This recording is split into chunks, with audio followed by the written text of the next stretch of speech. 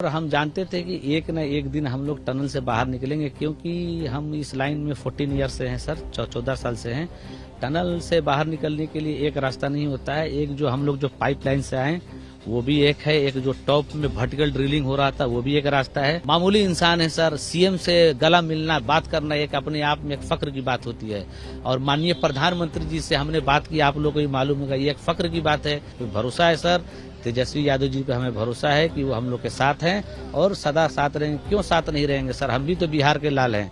उत्तराखंड के टनल में हादसे के बाद 2 हफ्ते से ज्यादा फंसे रहने के बाद सबा अहमद अब पटना लौट चुके हैं और अब अपने घर लौट चुके हैं। सबसे बड़ी बात आपको ये बताएं कि जो कहते हैं ना, देर आए दुरुस्त आए, वही बात चरितार्थ होती हुई दिखी इस पूरे हादसे में, जहां एक तरफ पूरे देश की भावनाएं, पूरे देश की दुआएं उन कामगारों के साथ थी, वहीं दूसरी तरफ केंद्र और राज्य सरकार उत्तराखंड की पूरी तरह से मुस्तैदी पर लगी हुई थी। और इस पूरे मामले पर बातचीत करने के लिए हमारे साथ खुद हैं सबा अहमद।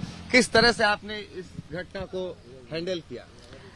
सर, हम इस टनल में सबसे सीनियर थे और हम लोग टोटल 41 मेंबर्स थे सर। पहला दिन जब घटना हुआ तो सर कोई भी सर हल्का आदमी डरता है, लेकिन हमने सबको समझाया कि देखो बाबू, ये तो हादसा अब हो ही गया है, अब हम लोग को संभल के रहना है और सब्र करना है। सब्र से बड़ी दुनिया में कोई चीज नहीं है, सब्र करो, फल जरूर मिलेगा। और हम जानते थे कि एक न एक दिन हम लोग टनल से बाहर निकलेंगे, क्योंकि हम इस लाइन में 14 ईयर से हैं सर, 14 साल से हैं। टनल से बाहर निकलने के लिए एक रास्ता नहीं होता है, एक जो हम लोग जो पाइपलाइन से आए वो भी एक है, एक जो टॉप में वर्टिकल ड्रिलिंग हो रहा था वो भी एक रास्ता है, और लेफ्ट भी होता है और राइट भी होता है। ये 4-5 रास्ता से हम लोग टनल के बाहर आ सकते हैं, कोई दिक्कत नहीं है। बाहर वाला जैसा करेगा, काम करेगा, हम लोग बाहर आ सकते हैं सर। और बाकी सर हमारी नवयुगा इंजीनियरिंग कंपनी ने हम लोग का बहुत मदद किया सर।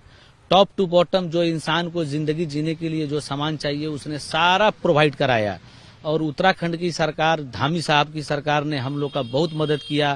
कांटेक्ट हमसे सर, एक हम मामूली इंसान है सर, सीएम से गला मिलना, बात करना एक अपने आप में एक फक्र की बात होती है। और माननीय प्रधानमंत्री जी से हमने बात की, आप लोगों को भी मालूम होगा, ये एक फक्र की बात है कि प्रधानमंत्री जी से हमने बात किया सर, उन्होंने हमसे कितने अच्छे से बात किया। और सर हमारे बिहार के प्रशासन, बिहार के भी सरकार ने हमारा मदद किया सर, हमको उत्तराखंड से बिहार लेके आए सर, इनके लिए बहुत बहुत शुक्रिया सर, बहुत आभार प्रकट करता हूं। और बिहार के मंत्री, मुख्यमंत्री जी ने हमें आश्वासन दिया है कि आप घर जाइए, हम आप लोग के बारे में कुछ सोचे हैं, हमें कुछ टाइम दीजिए। तो इसके लिए हम कोई दिक्कत नहीं है सर, टाइम ले लीजिए, लेकिन हम लोग के बारे में अच्छा सोचिए सर, क्योंकि हम लोग सर एक गरीब आदमी है सर, मजदूर आदमी है सर, बाहर काम करते हैं सर। हम लोग बाहर, अगर हमारे बिहार में अगर रोजगार रहेगा तो हम लोग बाहर क्यों जाएंगे सर, 1400 किलोमीटर क्यों जाएंगे सर।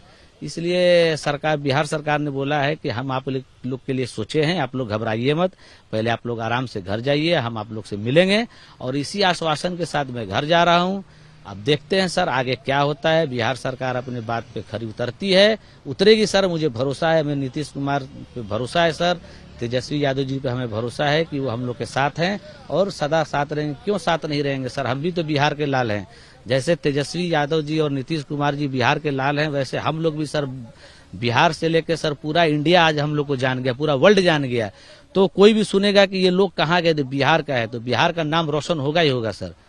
बिल्कुल। आप ये बताएं सबा कि जब आप लोग वहां फंस गए और उस समय कोई रास्ता नहीं दिख रहा था बाहर निकलने का, और ये भी नहीं पता था कि कितने दिन चलेगा ये रेस्क्यू मिशन, तो आपने किस तरह से अपने मनोबल को बनाए रखा? देखिए सर, सबसे बड़ी बात होती है टनल में कभी भी अगर आप फंसे तो पानी का पाइपलाइन होता है, सबसे बड़ा सहारा वही होता है। वो अगरचे आपका सेफ है तो आपको दिक्कत नहीं है, और वो हम लोग का सेफ रहा सर। हम लोगों ने 2-4 बार पानी को सर चालू किया, बंद किया, चालू किया, बंद किया, क्योंकि बाहर वालों को मैसेज पास हो चुके कि ये लोग ठीक है, सेफ, ये लोग कुछ कहना चाह रहा है।